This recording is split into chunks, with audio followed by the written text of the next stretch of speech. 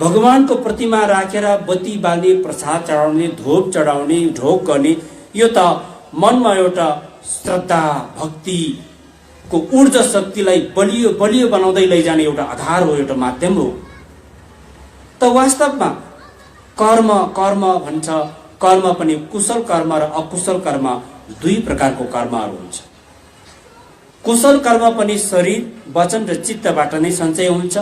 अकुशल पाप कर्म पनि शरीर, वचन र चित्तबाट नै सञ्चय हुन्छ।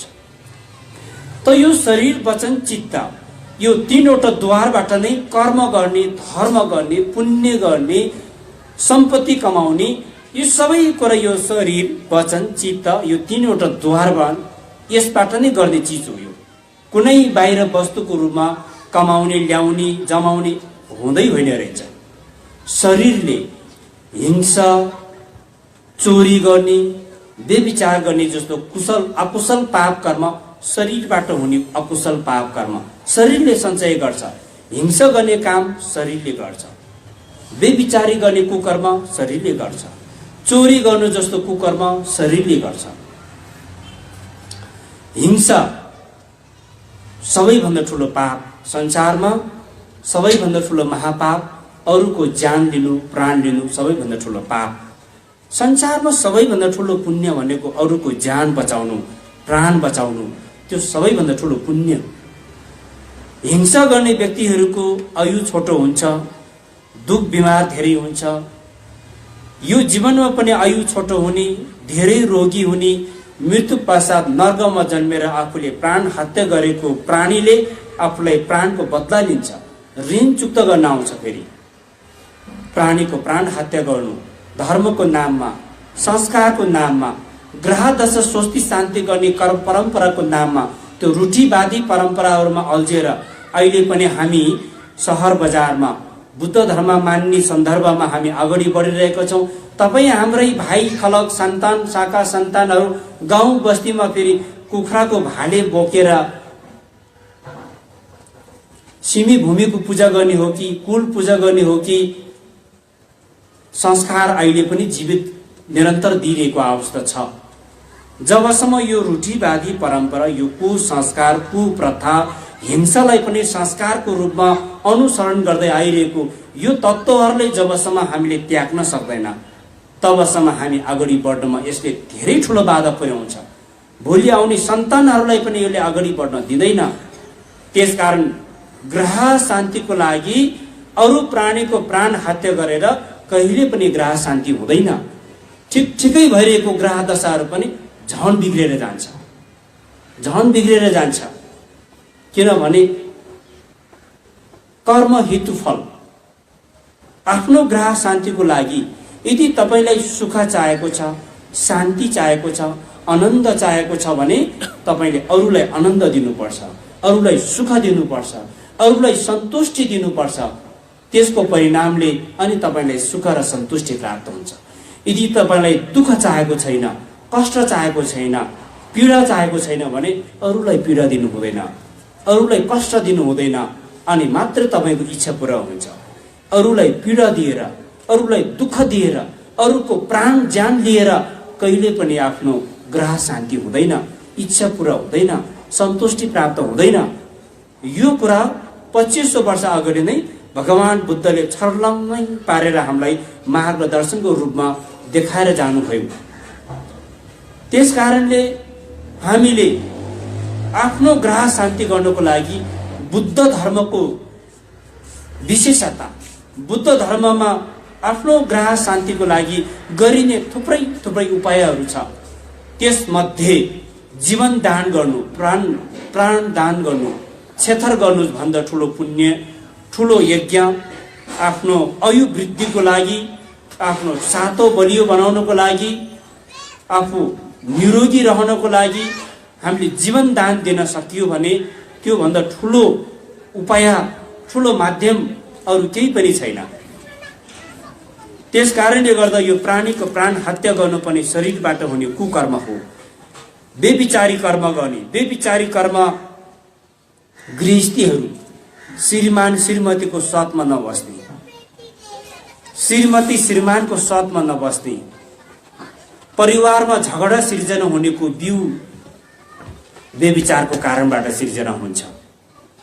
भिक्षु ब्रह्मचारीहरू व्यभिचारी कर्म हुँदैन। गृहस्थीहरूको जीवनमा श्रीमान श्रीमतीको साथमा बस्नु एकदम ठुलो कुरा हो। यदि श्रीमान श्रीमती श्रीमती श्रीमानको साथमा बसेन भने त्यसलाई व्यभिचारी कर्म भनेर भनिन्छ। सदाचारी पालना गर्नुपर्छ हामीले। तेस्रो कुकर्म भनेको चोरी गर्नु। शरीरबाट हुने कुकर्म मध्ये तेस्रो कुकर्म चोरी गर्नु। यो चोरी गर्नु पनि महापाप हो। यसले गर्दा गरिब हुने, पछिल्लो जन्ममा खाना नपाउने, पिउन नपाउने त्यस्तो प्रेतमा जन्मेर यदि मनुष्य भएर जन्मेछ भने पनि बाटोमा बसेर मागेर हिँड्नुपर्ने मनुष्यको जीवन जिउनु पर्ने कर्मको फल हो। हामीले जस्तो जस्तो कर्म गर्यो त्यस्तो त्यस्तो फल तपाईँ हामीले प्राप्त हुन्छ भन्ने कुरामा विश्वास गर्नु एकदम आवश्यक छ। यदि हामीले कुशल कर्म गरिरहेको छ भने हामीलाई आशीर्वाद दिनको लागि, सुख र शान्ति दिनको लागि हामीले कुशल कर्म गरिरहेको छ भने आशीर्वाद आफै प्राप्त हुन्छ, सुख र शान्ति आफै प्राप्त हुन्छ। तपाईले कुशल कर्म गर्नुभएको छ भने तपाईको सुख र शान्तिमा कसैले अवरोध गर्न सक्दैन, कसैले रोकथाम गर्न सक्दैन। यदि तपाईले पाप कर्म गर्नुभएको छ, व्यभिचारी कर्म गर्नुभएको छ, हिंसा कर्म गर्नुभएको छ भने तपाईले आशीर्वादको अपेक्षा गर्नुहुन्छ, पूजा पाठ गर्नुहुन्छ, तर तपाईले कुकर्म गर्न त्याग्नु भएन भने तपाईलाई दुःख पीडा आइपरेको बेलामा भगवान साक्षात प्रत्यक्ष प्रकट भएर पनि तपाईलाई बचाउन सक्दैन। बुद्ध अपारमित आयुष बुद्ध साक्षात तपाईको सामु आएर आशीर्वाद दिए पनि तपाईलाई बचाउन सक्दैन। किन भन्दा यो संसारमा भगवानको शक्ति भन्दा कुनै बुद्ध बोधिसत्व कुनै दैविक शक्ति सिद्धि भन्दा माथि तहमा एउटा चीज छ, एउटा तत्त्व छ। त्यो के हो भन्दा कर्म हो। कर्म ज्ञान प्राप्त भएको बुद्ध बोधिसत्वहरूले पनि कर्मको फल भोग्नु पर्दो रहेछ। जसको ज्वलन्त उदाहरण भारतवर्षको आर्य नागार्जुन, भूमि मार्गको ज्ञान प्राप्त भइसकेको बोधिसत्व, उहाँले समेत आफ्नो पूर्व जन्मको कर्मको फल भोग्नु परेको, आफ्नो जीवनमा कर्मको फल भोगेर सत्यवाहन गौतमी पुत्र राजाको हातबाट घाँटी रेटेर प्राण त्याग गर्नुभएको कथाहरू छ। त्यसकारणले कर्मफल एकदम बुद्ध धर्म दर्शनको मूल सिद्धान्त हो, कर्मफललाई विश्वास राख्ने। त्यसकारणले मैले कुशल कर्म गर्नुपर्छ, मेरो लागि मात्र नभई सबैको लागि मैले कुशल कर्म गर्नुपर्दछ भन्ने चार चित्त निवृत्तिको तेस्रो विषय हो। चौथौं विषय संसारिक दोष। संसारमा जन्मेपछि दुःख छ, चिन्ता हुन्छ, पीडा हुन्छ। जबसम्म निर्वाण प्राप्त हुँदैन तबसम्म यो संसारमा दुःख, जन्म, बिमार, वृद्ध, मृत्यु यस्तो दुःखले हामीलाई कहिले पनि छोड्दैन। मनुष्यको मात्र दुःखको हामीले विचार गर्ने हो भने कति कति दुःख छ। मनुष्य, पशु प्रेतको दुःख, नर्क प्राणीको दुःख, देवी देवताहरूको दुःख, दानवहरूको दुःखलाई विचार गर्ने हो भने यो संसारमा सुख, शान्ति, सन्तुष्टि भनेको छैन रहेछ। वास्तवमा वास्तविक सुख त जो भगवान बुद्धले प्राप्त गर्नुभयो, जो कहिले पनि परिवर्तन हुँदैन, जो निर्वाण प्राप्त गर्नुभयो, वास्तविक सुख त्यो हो। त्यसकारण यो संसारको दुःख गृहस्थी जीवनमा, जब गृहस्थी जीवनमा गृहस्थीहरूले प्रत्यक्ष रूपमा अनुभव गर्नुभएको छ दुःखको अवस्थाहरूलाई, घरमा श्रीमान श्रीमतीको बीचमा राम्रो मेलमिलाप नहुनु, सासू बुहारीको बीचमा राम्रो मेलमिलाप नहुनु, दाजुभाइको बीचमा राम्रो मेलमिलाप नहुनु, साथी मित्रहरूको बीचमा राम्रो मेलमिलाप नहुनु, झगडा उत्पन्न भएर मनमा कति पीडा, चिन्ता, सम्पत्ति छ, नाम इज्जत छ, तर मनमा शान्ति छैन। मनमा चिन्तको भारी बोकेर हिँडिरहेको छ। बाहिर इष्टमित्र देख्दाखेरि नमस्कार गरेर दाँत देखाएर हाँसिलो अनुहार देखाउनु बाध्य छ, तर मनमा पीडाको पोको बोकेर हिँडिरहेको छ। राति सुत्ने बेलामा राम्रो निद्रा लाग्दैन। मेरो पैसा फलानाले खायो कसरी ल्याउने चिन्तामा डुबिरहेको छ। मेरो छोरा गतिलो भएन कसरी छोरालाई सुधारमा ल्याउने चिन्ता बोकिरहेको छ। छोरी उमेर पुग्यो विवाह गरिदिनको लागि कस्तो खालको केटासँग विवाह गरिदिने बाबा आमाको चिन्ता पीडाको जीवन जिउनु एकदम बाध्य छ। गृहस्थी जीवनमा एकले अर्काले आरिस गर्ने, ईर्ष्या गर्ने, अरूको प्रगतिमा अरूको उपलब्धिहरूमा देखि नसक्ने, सहन नसक्ने त्यो एउटा समस्याको विषय हो। फेरि आफ्नो छोराछोरीहरू एकदम प्रगति गर्यो तर अरूको छोराछोरीहरूले पनि त्यसरी प्रगति गरोस् भनेर मनमा विचार गर्नु। अरूको छोराछोरीहरूले प्रगति गरेको देख्यो भने आफ्नै छोराछोरीले प्रगति गरेको जस्तै गरेर चाहिँ व्यवहार गर्नुपर्छ, बोली वचन गर्नुपर्छ। हामीले धर्म कर्म गर्नेहरूको लागि पनि यो कर्मको फलको विषयलाई जोडेर मैले फेरि पनि जो जतिले दान पुण्य गर्नुभयो, जो जतिले छोप प्रसाद ल्याएर यहाँ चढाउनु भयो, जो जतिले भोजन दान गरेर पुण्य कमाउनु भयो, सबैले दान गरेर मात्रै पुण्य कमाउँछ भन्ने छैन। सबैको आर्थिक अवस्था, पारिवारिक अवस्था एउटै स्तरको हुँदैन। तर दान पुण्य गर्न नसक्ने व्यक्तिहरूले पनि मनमा पुण्य अनुमोदन गर्नुभन्दा ठुलो पुण्य केही पनि छैन भनेको छ। पुण्य अनुमोदन, अरूले गरेको पुण्य, अरूले पुण्य गरेको देखेर सुनेर पनि मनमा आनन्द, ओहो कति पुण्य कमायो, कति ठुलो पुण्यको भागीदार बन्यो उहाँ भनेर मनमा एउटा आनन्द उत्पादन गर्न सक्यो भने उहाँले दान गरेर पुण्य कमायो। तपाईले मनमा एउटा आनन्दको विचार उत्पादन गरेर पुण्य कमाउनु भयो। फेरि एकदम ठुलो पुण्यको फल हो यो पनि। भारतवर्षमा यो दान पुण्यसँगै जोडेर मैले के भन्न चाहे भने एक दिन भगवान बुद्ध भिक्षाटन गर्दै गर्दै जाने क्रममा बाटोमा दुईजना सानो साना नानीहरू माटोको डल्लो डल्लो बनाएर खेलिरहेको थियो। त्यो बेलाको संस्कार कस्तो थियो? भगवान बुद्ध आउनुभयो, भिक्षुहरू आउनुभयो भने हामीले केही दान दिनुपर्छ भन्ने संस्कारको विकास भइसकेको थियो। त्यो दुईजना बालकहरू भगवान बुद्ध टाढाबाट आगमन भएको देखेर हामीले पनि केही दान गर्नुपर्छ भनेर के दान गरे त? के चढाउने कुनै वस्तु नै थिएन। दुईजना साथीहरू सल्लाह गर्यो। माटोको गाई वस्तु बनाएर खेलिरहेको थियो, माटोको खेलाउनु कुराहरू बनाएर आकृतिहरू बनाएर खेलिरहेको थियो। त्यो दुईजना साथीहरू बीचमा सल्लाह गर्यो, यो हामीले जे जति नियमित गरेर बनायो यो माटोको डल्लो, यो सबै भगवान बुद्धलाई चढाइदिउँ भन्यो। भगवान बुद्धको शरीर एकदम अग्लो हुनुहुन्थ्यो। दुईजना बालकहरू जब भगवान बुद्ध उहाँ ती बालकहरूको छेउमा आइपुग्दा एकजना घोप्टो परेर सुत्नु, अर्को एकजना बालक उसको काँधमा चढेर त्यो माटोको डल्लो भगवान बुद्धको भिक्षा पात्रमा खसालिदिनु भयो।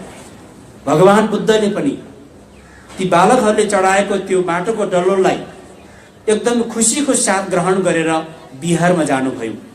बेलुकी जेतवन बिहारमा पुगिसकेपछि भगवान बुद्धले आफ्नो शिष्यहरूलाई यो माटोको डल्लो लगेर बिहारको गुम्बको भित्तामा लिपिदिनुहोस् भनेर आदेश दिनुभयो। गुम्बको भित्तामा लगेर त्यो माटोको डल्लोलाई लिपिदियो।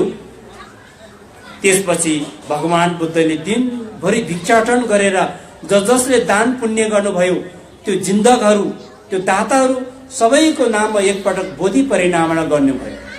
त्यसरी बोधि परिनामना गर्ने सन्दर्भमा त्यो माटोको डल्लो दान दिएको बालकहरूलाई पनि बोधि परिनामनाको पाठमा भगवान बुद्धले सँगै समावेश गर्नुभयो।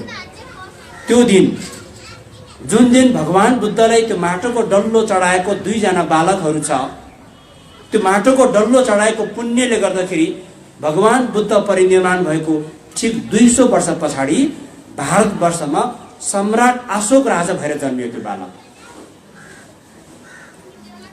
र एकजना बालक उसको सहयोगी चाहिँ सम्राट अशोक राजाको महामन्त्री भएर जन्मियो। आज संसारमा बुद्ध धर्म व्यापक प्रचार प्रसार गर्नुमा सम्राट अशोक राजाको सबैभन्दा ठुलो योगदान छ। यो संसारमा उहाँले 1 लाखवटा बौद्ध चैत्य निर्माण गर्नुभयो। त्यति मात्र नभइकन भगवान बुद्ध जन्मिनु भएको ठाउँ, ज्ञान प्राप्त गर्नुभएको ठाउँ, धर्म प्रवचन गर्नुभएको ठाउँ, महापरिनिर्वाण प्राप्त गर्नुभएको त्यो स्थलहरू समेत पनि सम्राट अशोक राजाले पत्ता लगाउनु भयो। त्यो ठाउँहरूमा अशोक स्तम्भ स्थापना गरेर यो ठाउँमा भगवान बुद्धको जन्म भएको थियो भनेर नेपालको लुम्बिनीमा अशोक स्तम्भ स्थापना गर्नुभयो। भारतको बुद्धगयामा यो ठाउँमा भगवान बुद्धले बुद्धित्व हासिल गर्नुभएको थियो, अशोक स्तम्भ स्थापना गर्नुभयो। बनराजमा सारनाथ ऋषिपतन जङ्गलमा पनि अशोक स्तम्भ स्थापना गर्नुभयो। भगवान बुद्धले प्रथम धर्मचक्र प्रवर्तन गर्नुभएको थियो। कुशीनगरमा अशोक स्तम्भ स्थापना गर्नुभयो। भगवान बुद्धले महापरिनिर्वाण प्राप्त गर्नुभयो। त्यो स्थलहरू पनि सम्राट अशोक राजाले पत्ता लगाउनु भयो। यसरी उहाँको कति ठुलो योगदान रहेछ बुद्ध धर्ममा। बुद्ध धर्ममा दोस्रो सङ्घयान बुद्ध परिनिर्वाण पश्चात 200 वर्ष पछाडि एकपटक भिक्षु भिक्षुणीहरूलाई जम्मा पारेर बुद्ध वाणीहरू वाचन गर्ने उहाँले प्रायोजन गर्नुभयो। कति ठुलो योगदान छ उहाँको। एउटा माटोको डल्लो दान गरेको पुण्यले सम्राट अशोक भएर संसारमा बुद्धको यो धर्म दर्शनलाई विश्व सामु व्यापक प्रचार प्रसार विस्तार गर्नुमा कति ठुलो योगदान भएको सम्राट भएर उहाँ जन्मिनु भयो। त्यो जस्तै आज हाम्रो गुरुङ तमु लामा बौद्ध धर्म समाज केन्द्रको यो केन्द्रीय गुम्बद निर्माण गर्ने सन्दर्भमा हजुरहरूले एउटा माटोको डल्लो मात्रै होइन, लाखौं दान गर्नुभएको छ। कयौंले आफ्नो इच्छा गच्छा अनुसारको दान पुण्य गरेर यो सागरमा थोपा मिसाउने काम गर्नुभएको छ। निश्चित रूपमा भोलिको दिनमा, भोलिको जन्महरूमा हामी पनि ती सम्राट अशोक राजा जस्तै यो संसारमा एउटा प्रतापवान व्यक्ति भएर अवश्य पनि एक दिन हाम्रो जन्म हुनेछ। भोलिको हाम्रो शाखा सन्तानहरूले पनि यो बुद्धको उज्यालो दिव्यवाणी, यो उज्यालो यो प्रकाशको यो मार्गलाई पन्छाउनेछ। त्यो बिजन रोपण गर्ने आज हाम्रो माथि ठुलो सौभाग्य हामीलाई प्राप्त भएको छ। यो सुनौलो अवसर, यो सुवर्ण अवसर तपाईँ हामीलाई प्राप्त भएको छ। यस्तो सुवर्ण अवसर, जो पुण्यको बिजन रोप्ने अवसर कयौं हजारौं वर्षमा मात्रै एक पटक प्राप्त हुन्छ भनेको छ। गुम्बा बनाउने कार्यमा दान पुण्य गर्नु भनेको अरू पुण्य भन्दा पनि विशेष प्रकारको पुण्य प्राप्त हुन्छ। भारतवर्षमा जब भगवान बुद्धले सङ्घको विस्तार भइसकेपछि जेतवन बिहार, त्यो भन्दा पहिला वेणुवन बिहारको निर्माण भयो। राजगृहमा बिम्बिसार राजाले भगवान बुद्धले दरबारमा निमन्त्रणा गर्नु भएर भगवान बुद्ध भिक्षु सङ्घको स्थापना, भिक्षु सङ्घको वास स्थानको निर्माण गर्नुभयो उहाँले। त्यसको प्रभाव श्रावस्तीको अनाथ पिण्डकलाई ठुलो प्रभाव पर्यो। अनाथ पिण्डक नाम गरेको व्यक्ति बुद्ध धर्मको, भगवान बुद्धको सबैभन्दा ठुलो जिन्दा। त उहाँले एकपटक भगवान बुद्धलाई पनि श्रावस्ती नगरमा पाउ टेकाउने ठुलो इच्छा जाहेर गरे उहाँले। त्यसको लागि भगवान बुद्ध एक रात सुत्नको लागि कस्तो घर मन पर्छ, कस्तो वातावरण मन पर्छ, कस्तो खालको प्राकृतिक भएको ठाउँ भगवान बुद्धलाई मन पर्छ, त्यो सबै भगवान बुद्धकै अनुमति लिएर उहाँले विहार निर्माण गर्नको लागि उहाँ अगाडि बढ्नुभयो। भगवान बुद्धले भन्नुभएको जस्तो ठाउँ, वातावरण, त्यस्तो स्थल कहीँ पनि उहाँले भेटाउनु भएन। त श्रावस्तीको राजा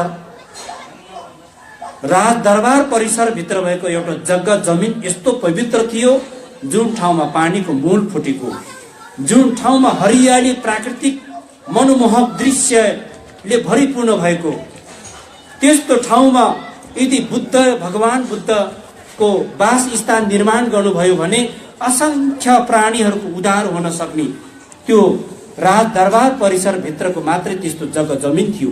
त्यो अवस्थामा भगवान बुद्धले त्यो जग्गा जमिन उपलब्ध गराउनको लागि श्रावस्तीको अनाथ पिण्डकले अथक प्रयास गर्नुभयो। राजा प्रसन्नजित सामु गएर घुँडा टेकेर उहाँले आग्रह गर्नुभयो, महाराज, हजुरको दरबार परिसर भित्र भएको यो जग्गा जमिन यति पवित्र छ, यदि हजुरले यो ठाउँमा विहार निर्माण गर्ने अनुमति प्रदान गर्नुभयो भने हजुरको कारणले गर्दा असंख्य प्राणीहरूको उद्धार हुन सक्ने त्यस्तो पवित्र स्थल दरबार परिसरभित्रको यो जग्गा जमिन हजुरले दान पुण्य गर्नु आवश्यक छ भनेर आग्रह गर्नुहुँदा राजाले के भन्नुभयो भने मेरो दरबार परिसरको जग्गा किन्न सक्ने हैसियत कसैको पनि छैन यो संसारमा। यदि मेरो दरबार परिषदको जग्गा कसैले किन्न चाहेको छ भने जसले सुनको सिक्का बोकेर यो जग्गा जमिन सबैलाई सुनको सिक्का भिचाएर सबैलाई ढाक्न सक्छ, छोप्न सक्छ, त्यो व्यक्तिले मात्र यो दरबार परिसरको जग्गा किन्न सकिन्छ भनेर राजाको आदेश बक्सियो। अनाथ पिण्डक धनी थियो, प्रशस्त सम्पत्ति थियो। उहाँले देश विदेशको राजाहरूसँग व्यवहारको सम्बन्ध कायम राखिएको थियो। त उहाँले सजिलैसँग थुप्रै भरियाहरूलाई सिक्काको चाहिँ भारी बोकाएर, सुनको सिक्काको भारी बोकाएर राजाको दरबार परिसरभित्र सुनको सिक्का भिचाउने सुरु गर्यो उहाँले। जब सुनको सिक्का भिचाउँदै गयो राजा आफै दङ्ग पर्दै गयो। अनाथ पिण्डकले दरबार परिसरको सबै जग्गा जमिन सुनको सिक्का भिचाएर सबै उहाँले किनिदिनु भयो। त्यस पछाडि त्यो ठाउँमा जेतवन विहार निर्माण भयो। बौद्ध धर्म इतिहासमा भगवान बुद्धले सबैभन्दा लामो समय बिताउनु भएको स्थान नै श्रावस्तीको जेतवन विहार हो।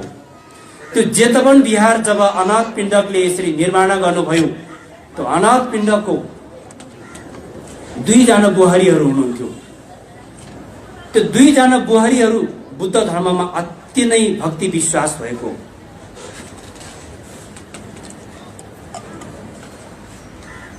उहाँहरूले पनि विहार निर्माण गर्नेमा धेरै ठुलो सहयोग मद्दत पुर्याउनु भएको बौद्ध इतिहासमा उल्लेखित भएको हामी पाइन्छौँ। त्यसरी भारतवर्षमा गुम्बा विहार निर्माण गर्ने क्रम सिलसिला बढ्दै बढ्दै जब बुद्ध धर्म भोट प्रान्तमा व्यापक प्रचार भयो, गुम्बा निर्माण गर्ने क्रम अगाडि बढ्यो र पछिल्लो समयमा तिब्बतबाट परम पूजनीय गुरुहरू एउटा शरणार्थीको रूपमा नेपाल, भारत उहाँहरू आउनुभयो। बुद्ध धर्मको प्रभाव बढ्दै गयो। गुम्बा निर्माण गर्ने परम्पराहरू अगाडि बढ्दै गयो। अहिले नेपालको सन्दर्भमा लगभग 2000-3000 जति गुम्बा अहिले पनि गुम्बा विकास समितिमा दर्ता भएको छ। दर्ता नभएको गुम्बा कयौं छ अझै पनि। यो गुम्बाहरू कुनै व्यक्ति विशेषको भन्दा पनि समाज र समुदाय विशेषलाई टेवा पुग्ने धार्मिक हिसाबबाट, सामाजिक हिसाबबाट जो गुम्बामा सिक्न पाइने शिक्षा, गुम्बामा हामीले अध्ययन गर्न पाइने जुन विषय छ त्यो कुनै बौद्ध विश्वविद्यालयहरूमा गएर पनि पढ्न नपाउने, धेरै रकम तिरेर पनि सिक्न नपाउने त्यस्तो खालको आध्यात्मिक शिक्षा, गम्भीर शिक्षा गुम्बामा अध्ययन गर्न सकिन्छ। भारतवर्षमा हजुरहरू जस्तै गृहस्थीहरू पनि गृहस्थी जीवनमा एकदमै थकित भएको अवस्थामा, एकदमै मनमा वैराग्य उब्जेको अवस्थामा, एकदमै दुःख पीडाले आफूलाई सम्हाल्न नसक्ने स्थितिमा गुम्बामा गएर आफ्नो मनको भारी बिसाउने, बिहारमा गएर आफ्नो दुःख पीडाको भारीलाई बिसाउने अनि आनन्द सन्तुष्टिको अनुभूति गर्ने स्थानको रूपमा गुम्बालाई अति नै पवित्र क्षेत्रको रूपमा त्यसरी अनुसरण गर्ने एउटा परम्परा कायम थियो। आज हामीले पनि त्यही परम्परालाई कायम राख्नको लागि तपाईँ हामीले राम्रो संस्कारको स्थापना गर्न सक्यो भने तपाईँ हाम्रो कारणले गर्दाखेरि भोलि आउने हाम्रो भावी सन्तानहरूलाई ठुलो ठुलो राहत पुग्नेछ, ठुलो भन्दा ठुलो आधार पुग्नेछ। मेरो लागि मेरो जुजु पुर्खाहरूले यति दुःख कष्ट गरेको रहेछ, यति मेहनत गरेको रहेछ, यति योगदान गरेको रहेछ, उहाँहरूको यो अतुलनीय योगदानलाई मैले कदर गर्नुपर्छ, मैले सेवा सत्कार गर्नुपर्छ, मैले पनि यसलाई बृहत बढाइ चढाइ गर्नुपर्छ। यस्तो प्रकारको सोच विचार आज हामीले गरेको कर्मको प्रभावले भोलिको हाम्रो भावी सन्ततिहरूलाई त्यस्तो प्रकारको प्रभाव पर्न जान्छ। त्यो तपाईँ हामीमाथि ठुलो चुनौती छ। त यो स्थानमा गुम्ब निर्माण गर्ने कुनै व्यक्ति विशेषको नाममा नभइकन, कुनै पनि 2-4 जना लामा गुरुहरूको मेलो मतमा नभइकन, कुनै 2-4 जना धनीमानी व्यक्तिहरूको आर्थिक अपेक्षालाई कुरेर त्यसमा आधारित नभइकन सबैको एउटा पुण्यको थोपा मिसाएर गुम्ब निर्माण गर्ने, केन्द्रीय गुम्ब निर्माण गर्ने, त्यसभित्र पनि दक्ष लामा गुरुहरू जो गुम्बमा बुद्ध दर्शन शिक्षा अध्ययन गरेर आउनुभएको लामा गुरुहरू, भिक्षुनीहरू, उहाँहरू घरमा बस्नु भनेको राम्रो होइन। तर अहिले बाध्यताको कारणले गर्दा, समाजमा धर्म नबुझ्नुको कारणले गर्दाखेरि, आफ्नो समुदायको बाबा आमा दाजुभाइहरूले भिक्षुनीहरूको मान मर्यादालाई बुझ्न नसक्नुको कारणले गर्दा पनि अहिले हामीमा धेरै थोरै समस्याहरू भइरहेको छ, हामीले जेलिरहेको छ। भोलिको दिनमा भोलि आउने लामा गुरुहरूलाई त्यस्तो समस्या नहोस् जो गुम्बमा पढेर आइसकेपछि। हुन त एउटा भिक्षुशील पालना गर्ने गुरुहरू जहाँ पनि, जुन गुम्बमा पनि हामीले बाँस पाउँछ, घाँस पाउँछ, कपास पाउँछ। तर एउटा व्यवस्थित तरिकाले यो एउटा अभियान हो कि यो समुदायभित्र बुद्ध धर्मको राम्रो जग बसाल्न सकियो भने यो समुदायहरूले, भोलि आउने सन्तानहरूले धेरै ठुलो उपलब्धि हासिल गर्न सक्ने एउटा स्थान, एउटा केन्द्रको रूपमा हामीले यो गुम्ब बनाउनु एकदमै आवश्यक रहेछ भन्ने कुरा तपाईँ हामी सबैले महसुस गरेकै कुरा हो। भोलि आउने लामा गुरुहरू पनि यो ठाउँबाट नै धर्म शिक्षाको प्रवर्तन गर्ने, यो ठाउँबाट नै विभिन्न लामा गुरु आवश्यक भएको ठाउँहरूमा लामा गुरु नियुक्त गराउने, त्यस्तो एउटा पवित्र उद्देश्यको साथ यो गुम्ब निर्माण गर्ने हामीले आवश्यकता महसुस गरे। र यस्तो कार्यमा आजसम्म हाम्रो महान दानवीरहरूले, जिन्दकहरूले आफ्नो गच्छा अनुसारको दान सहयोग गरेर हामीलाई मद्दत पुर्याइरहनु भएको छ। उहाँहरू सबैको हामी एकमुष्ट पुण्य अनुमोदन गर्न चाहन्छु। र जो जतिले यहाँ पुण्य मिसाएको छैन, यो हामीले राम्रो जिन्दा पायो भने गुम्ब बन्नु ठुलो कुरा होइन। 1 वर्ष 2 वर्ष भित्र पनि बनिहाल्छ। तर बनिसकेपछि मैले त अलिकति दान दिन छुटेछ नि, मैले पनि थोरै दान सहयोग पुर्याउनु पर्ने छुटेछ नि, त्यस्तो नहोस् भन्ने हामी गुरुङ लामा बौद्ध धर्म केन्द्रको चाहना हो। कसैको पनि थोरै होस्, बरु दान सहयोग नछुटोस् कसैको। किनभने यसलाई केन्द्रीय गुम्ब भनेर, केन्द्र भन्ने शब्द सबैलाई समावेश गर्ने, सबैलाई समेटेर लैजाने स्थान नै केन्द्र हुन्छ। त्यसकारण सबैको पुण्यलाई सहभागिता गराउने उद्देश्यले हामीले सबैलाई सहयोगको आह्वान गर्न चाहन्छु, सबैलाई मद्दतको अपेक्षा राख्न चाहन्छु। यसरी यो गुम्ब निर्माण गर्ने उद्देश्यको साथ हामीले यो आज मैले यो 4 चित्त निवृत्तिको विषयलाई छोटकारीमा प्रस्तुत गर्दै, र यो संसारमा जहाँ जन्मे पनि दुःख मात्र रहेछ, परम सुख शान्ति परिनिर्वाण प्राप्त गर्नको लागि बुद्ध धर्मको दर्शनलाई मैले आफ्नो जीवन पद्धतिको शिक्षाको रूपमा मैले अनुसरण गर्न सक्यो भने मेरो पनि जीवन सार्थक बन्छ, मेरो भावी सन्तानहरूको पनि जीवन सार्थक बन्छ। यो बाटो यथार्थमा आधारित छ, यो सत्यमा आधारित छ। यसलाई मैले अनुसरण गर्न सकिएन भने म आफैले धोका दिएको रहेछ, म आफैले नचिनेको रहेछ। मेरो कर्तव्य के हो, म मानव भएर जन्मेर मैले गर्नुपर्ने निभाउनु पर्ने मेरो जिम्मेवार के हो, त्यो जिम्मेवारलाई मैले नचिनेको रहेछ भने कता त्यो महसुस गर्नुपर्ने हामीले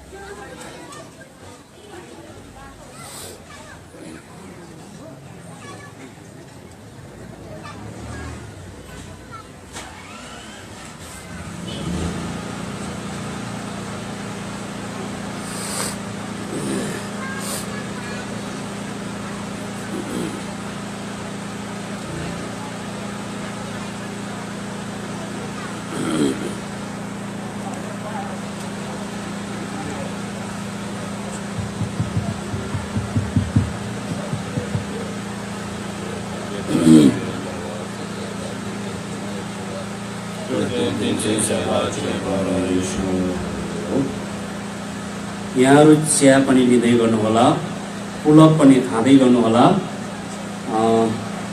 कुरो पनि सुन्दै गर्नुहोला।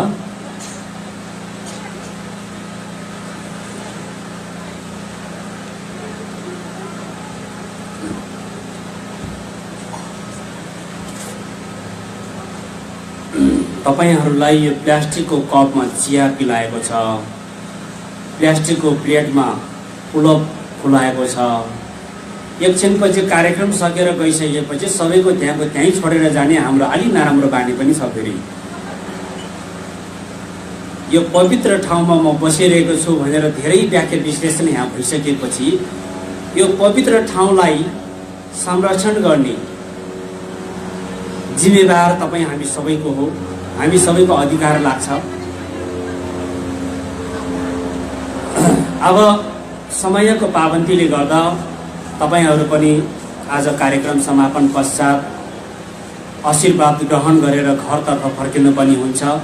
मैले अब अन्तमा केही कुराहरू जोडेर यहाँ एउटा भोजन दानको विषय जोडेर यहाँबाट म धन्यवाद ज्ञापनको साथ कार्यक्रम समापन गर्न गइरहेको छु। भोजन दान, बुद्ध धर्ममा भोजन दान गर्यो भने के पुण्य प्राप्त हुन्छ? भगवान शाक्यमुनि गौतम बुद्ध भारतको श्राव बस्तीमा धर्म प्रवर्तन गरेर विराजमान रहिरहनु भएको अवस्थामा एकजना गृहस्थी परिवारमा बालकको जन्म भएको थियो। गृहस्थी परिवारमा नानी जन्मिनु भनेको कुनै नयाँ नौलो कुरा त होइन, तर त्यो बालक जन्मेको दिनमा आश्चर्यजनक लक्षणहरू त्यहाँ निस्कियो। आकाशवाणी हुने जस्तो, आकाशबाट पुष्प वृष्टि हुने जस्तो, इन्द्रणी लागेको जस्तो, विभिन्न विभिन्न धर्मको धुनहरू, सुमधुर धुनहरू गुन्जिरहेको जस्तो त्यस्तो त्यस्तो लक्षणहरू देखा परेपछि निश्चित रूपमा यो बालक केही न केही महापुरुष भएर संसारमा जन्मेको हुनुपर्दछ भन्ने सबैको मनमा छाइरहेको थियो। त्यसरी जन्म हुनासाथ बोल्न थाल्यो त्यो बालक, यो संसारमा भगवान बुद्ध हुनुहुन्छ या हुनुहुन्न, यो संसारमा आर्य मंगल पुत्र हुनुहुन्छ या हुनुहुन्न, यो संसारमा आर्य शारी पुत्र हुनुहुन्छ या हुनुहुन्न। यस्तो खालको कुरा बोल्न थालेपछि जन्म दिएको आमा आफै तर्सियो। परिवारहरू, इष्टमित्रहरू सबै यो लक्षण हो या अलक्षण हो? जन्मिने बित्तिकै दाँत पनि उम्रेको हुँदैन, कसरी बोल्यो, किन बोल्यो, धेरै धेरै खैलो बैलोको कुरा भयो त्यहाँनिर। त्यस पछाडि त्यो बालकको परिवारको एकजना सदस्य जेतवन बिहारमा भगवान बुद्ध सामु गएर दर्शन भेट गरेर यो सबै कुरा भगवान बुद्धलाई बिन्ती पिसाउँदा भगवान बुद्ध भन्नुहुन्छ, तपाईको यो नानी जुन तपाईको परिवारमा जन्मेको छ यो धेरै ठुलो पुण्य बोकेर जन्मेको छ, यसले धेरै धेरै प्राणीहरूको उद्धार गर्नेछ भनेर भगवान बुद्धले भन्नुभएपछि ढुक्क भएर फर्किन्छ। परिवारमा यो शुभ सन्देश सुनाउन साथ खुसियाली वातावरण सिर्जना भयो। परिवारमा एउटा खुसियाली। त्यस पछाडि त्यो बालक ठुलो हुँदै जान्छ। सानै उमेरबाट शील स्वभाव नै फरक, बोली वचन नै फरक, सोच विचार नै फरक। त्यस्तो बालक कि जो अलिकति खाना दियो भने आफूले खानुभन्दा पहिला मेरो आमाले पाए कि पाएन, मेरो साथीले पाए कि पाएन, अरूहरूले पायो भने बल्ल आफूले खाने, अरूले पाएन भने आफू भोकै बस्ने, त्यस्तो स्वभावको बालक। त्यस पछाडि उमेर बढ्दै गयो। एक दिन त्यो बालकले के भन्यो भने आमा मेरो एउटै उद्देश्य छ, त्यो तपाईहरुले पूरा गरिदिनुहोस् भनेर भन्नुभयो। के इच्छा छ बाबु तिम्रो भन्दा हाम्रो घरमा एक दिन भगवान बुद्ध र भगवान बुद्धको शिष्यहरूलाई मिठो भोजन दान गर्नुहोस्, तपाईले मिठो खाना पकाएर एक दिन बुद्ध र बुद्धको चेलाहरूलाई भोजन दान गर्नुहोस्, यो मेरो सबभन्दा ठुलो इच्छा हो, मेरो ठुलो उद्देश्य हो यो भनेर बाबा आमालाई आफ्नो उद्देश्य इच्छा प्रकट गर्दाखेरि बाबा आमाले पनि हुन्छ बाबु, तिमी नाति, तिम्रो उद्देश्य तिम्रो इच्छा हामी पुरा गरिदिनेछौँ भनेर एक दिन सबैले बाबा आमा भगवान बुद्धको दर्शन भेटमा जानुभयो। र त्यो नाबालकले भनेको कुरा भगवान बुद्ध सामु राखे। भगवान बुद्धले एकजना सामान्य गृहस्थी परिवारमा भोजन दानको लागि निम्तो आएको छ भन्दा सहर्ष स्वीकार्नुभयो र त्यो बालककै निर्देशन अनुसार त्यो घरमा विभिन्न प्रकारको भोजनहरू, धेरै भगवान बुद्ध आगमन भइसकेपछि बस्ने स्थानहरू, आसनहरू सबै कुराको व्यवस्था गरिसकेपछि आफ्नो इष्ट मित्रहरू सबैलाई पनि बोलाउनु भयो त्यो घरमा। र भगवान बुद्ध जुन तिथिमा जुन मितिमा भोजन दानको लागि निम्तो दिएको थियो भगवान बुद्ध आउनुभयो। त्यस पछाडि भगवान बुद्धलाई विभिन्न प्रकारको भोजनहरू दान गरेपछि त्यो बालकले मेरो जीवनमा मेरो बाबा आमाले आज मेरो इच्छा पुरा गरिदिनु भयो, जीवनमा मैले यति ठुलो पुण्य कमाउने अवसर प्राप्त भयो, बाबा आमालाई मेरो धन्यवाद छ भनेर बाबा आमालाई एकदमै चाहिँ हार्दिक कृतज्ञता प्रकट गरिरहेको छ त्यो बालकले। त्यस्तो लक्षणी बालक। त्यस पछाडि भगवान बुद्धले भोजन दान पश्चात प्रवचन सुनाउनु भयो। प्रवचन सुनाइसकेपछि पुण्य अनुमोदन गर्नुभयो, बोधि परिणामको पाठ मोहमोलम पाठ पढ्नुभयो अनि भगवान बुद्ध बोधिसत्वहरू भिक्षु भिक्षुणीहरू सबै बिहारमा फर्केर जानुभयो। त्यो बालक जुन दिन भगवान बुद्धलाई भोजन दान दियो घरमा, त्यो दिनबाट उसको बोली वचन छुट्टै, उसको शील स्वभाव नै फरक हुन थाल्यो। त्यो दिनबाट त्यो बालकले आफ्नो बाबा आमालाई के भन्न थाल्यो भने, ए बाबा आमा, तपाईहरूले अनुमति दिनुभयो भने म भगवान बुद्धकै शरणमा गएर बस्ने इच्छा छ, ठुलो इच्छा छ मेरो, म भिक्षु भएर बस्छु यो जीवनमा भन्दा बाबा आमाले अनुमति दिनु भएन। पटक पटक छोराले इच्छा जाहेर गरेपछि बाबा आमाले एउटै मात्रै छोराको इच्छा कसरी मार्ने भनेर अनुमति दिनुभयो। त एक दिन त्यो बालक भगवान बुद्धको शरणमा जानुभयो। भगवान बुद्धले शिष्य बनाउनुभयो, गेरु वस्त्र पहिरेर भिक्षु बन्नुभयो। भिक्षुशील ग्रहण गरेको समय त्यो दिनबाट धर्म शिक्षामा अध्ययन गर्नुभयो, अथक मेहनत प्रयास गर्नुभयो। थोरै समयमा नै त्यो बालकले अर्हत्वको ज्ञान प्राप्त भयो।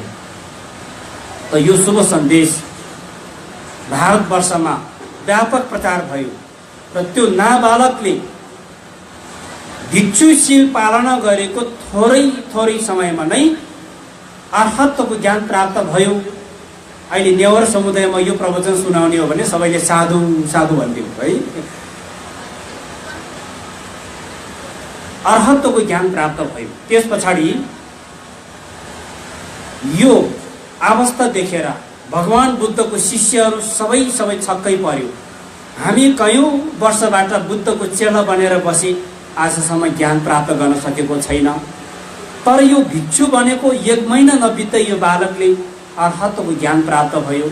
यो कुन जन्मको पुण्यको फल हो, कस्तो पुण्य गरेको फलले आज यो बालकले अर्हत्वको ज्ञान प्राप्त भयो, यो कृपा गरी हामी सबैले प्रष्ट बताइदिनुहोस् भगवान भनेर भगवान बुद्धको शिष्य भिक्षु आनन्दले भगवान बुद्धले जिज्ञासा राख्नुहुँदा भगवान बुद्ध भन्नुहुन्छ, धेरै कल्प अगाडि यो संसारमा कश्यप बुद्ध आगमन भएको समयमा सबै मान्छेले बुद्धको दर्शन भेटको लागि कसैले दान चामल दान गरेको छ, कसैले सुन चाँदी हीरा मोती आफ्नो गच्छा अनुसारको वस्तु दान गरेर भगवान बुद्धको दर्शन भेट गर्ने सन्दर्भमा एकजना युवक एकदमै गरिबी, जसको बाबा आमा पनि थिएन, सानै उमेरबाट बाबा आमा बितेर ऊ एकदमै टुहुरो भएको अवस्था थियो। त्यस्तो बालकले पनि मनमा के इच्छा प्रकट गर्यो भने, म कति अभाग्य रहेछ, आज मेरो पनि थोरै मात्रै सम्पत्ति भएको भए मैले पनि भगवान बुद्धको दर्शन भेट गर्ने अवसर प्राप्त हुने थियो, तर दुर्भाग्यवश म कति अभाग्य रहेछ, आज मैले भगवान बुद्धको दर्शन गर्न सकिएन भनेर आफूलाई नै एकदमै दुर्भाग्य महसुस गरेर बसिरह्यो। तर उसले केही समय पश्चात केही दिन पश्चात आफ्नो सोच विचारलाई परिवर्तन गर्नुभयो। म यसरी बसेर हुँदैन, मेरो भाग्य म आफैले बनाउनुपर्छ, मैले कर्म गर्नुपर्छ अनि मात्रै मेरो भाग्य बलियो हुन्छ। जसको लागि आजको दिनबाट म अहिले उमेर छ, बल ताकत छ, मैले काम गर्न सक्छु। प्रत्येकको घरमा गएर मैले के काम सघाउनु पर्ने छ, के काम गर्न सक्छ, मैले त्यसरी काम खोज्दै खोज्दै जाँदा कसैको घरमा हाम्रो मकै बारी खन्नु पर्ने छ भनेर बोलायो होला, कसैको घरमा हाम्रो घरमा दाउरा ओसार्नु पर्ने छ भनेर बोलायो, कसैले घाँस काटिदिनु पर्ने छ भनेर बोलायो। त्यसरी दिनै सबैको घरमा काम गर्दा गर्दै सबैले थोरै थोरै सम्पत्ति उपहार दिएको सङ्कलन गर्दा गर्दा 1 वर्षमा उसले निकै धेरै सम्पत्ति कमाएको रहेछ। यति धेरै सम्पत्ति कमाइसकेपछि युवक अवस्था जवान अवस्थाको व्यक्ति इष्टमित्रहरूले ए बाबु तिमीले त धेरै परिश्रम गर्यौ, सम्पत्ति पनि निकै कमायो, उमेर पनि पुग्यो, अब विवाह गर्नुपर्छ तिमी भनेर इष्टमित्रहरूले यो कुरा गरिरहँदा त्यो बालकले के भन्यो भने त्यो केटाले म यो सम्पत्ति विवाह गर्नको लागि घर जम बसाल्नको लागि कमाएको होइन, मैले कमाएको यो सम्पत्ति मैले एक दिन भगवान बुद्ध र भगवान बुद्धको चेलाहरूलाई मिठो भोजन दान गर्नको लागि मैले यो सम्पत्ति कमाएको हो। यस्तो कुरा सुनेपछि इष्टमित्रहरू सबै छक्कै पर्यो। हामीले पनि सहयोग गर्छौँ बाबु, तिमीले गरेको यति ठुलो सोच विचार, यति पवित्र पुण्य कार्यमा हामीले पनि सहयोग गर्छौँ भनेर एकजना आमा निस्क्यो, अर्को आमा निस्क्यो, अर्को बाबा निस्क्यो, सबैले सहयोग गर्दाखेरि महिनौँ दिनसम्म भगवान बुद्ध र बुद्धको चेला भिक्षुनीहरूलाई भोजन दान गर्नेको सम्पत्ति प्रशस्तै जमायो। 3 महिनाको बर्खवास भिक्षुनीहरूलाई 3 महिनासम्म भोजन खाना खुवाउनेको सम्पत्ति जम्मा पारेर 3 महिनासम्म यसरी भोजन दान गरेको त्यो केटा, त्यो युवक त्यो समयमा यसरी पुण्य कमाएको कारणले आज यो बालक भएर जन्मेको हो भनेर भगवान बुद्धले भन्नुहुन्छ। जन्मिँदा पनि लक्षणले परिपूर्ण भएर जन्मियो। बुद्ध र बुद्धको चेलाहरूले घरमा निम्तो गरेर भोजन दान दियो। कलिलो उमेरमै भिक्षुशील ग्रहण गर्यो। छोटो समयमै अहत्त ज्ञान प्राप्त गर्यो। यो सबै पुण्यको फल के थियो? हिजोको जन्ममा भोजन दान गरेको पुण्यले गर्दा यो फल उसलाई प्राप्त भएको हो। यो कुरा सुनेपछि श्रावस्ती नगरमा तपाईहरू जस्तो आमा बाबाहरू बाजे बजेहरू त ओहो भिक्षुनीहरूले खुवाउनु पर्छ, भोजन दान गर्नुपर्छ भनेर एकदम धेरै चाहिँ दान गर्नेहरूको ताती लाग्यो। त्यहाँनिर ताती लाग्यो। भिक्षुहरू पनि मोटाउन थाल्यो, भिक्षुनीहरू पनि मोटाउन थाल्यो। फेरि एकदम धेरै दान सङ्कलन भएपछि त्यस पछाडि भगवान बुद्धले फेरि आफूलाई आवश्यकभन्दा बढी चिजहरू साथमा राख्नु हुँदैन भनेर भिक्षुहरूको नियम बसाल्नु भएको कथा प्रसङ्ग विनय सूत्रमा उल्लेखित छ। यो प्रसङ्ग मैले भोजन दानको विषयसँग जोडेर यहाँहरू समक्ष प्रस्तुत गरेँ। यो 3-4 दिनको पूजा अवधिमा तपाईहरूले भोजन दान जो जतिले भोजन दान गर्नुभयो, भोजन दानमा सहयोग मिसाउनुभयो, सबैले पुण्य प्राप्त भएको छ।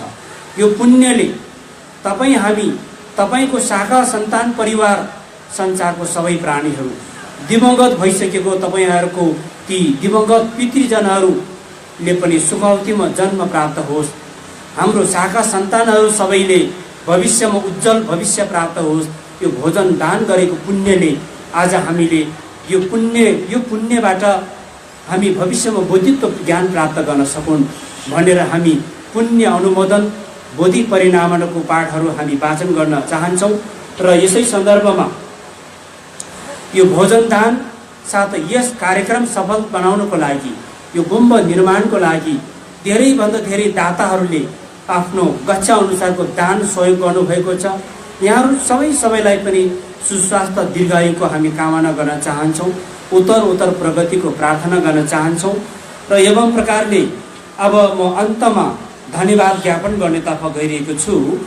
र विशेष गरी यो 4औं वार्षिक उत्सव कार्यक्रम यो तिथि अनुकूल हामीले यो 3 दिनको पूजा वज्रकिलया पूजा जो हाम्रो जीवनमा परिआएको विभिन्न बाधा विघ्नहरू हटेर हामीले कुशल कर्म गर्नतर्फ प्रेरणा प्राप्त हुन सक्ने बद्रकिलय पूजा, धर्मपाला पूजा, आज गणचक्र पूजा गरेर पूजाको अन्तिम चरणमा हामी आइपुगेको छौँ।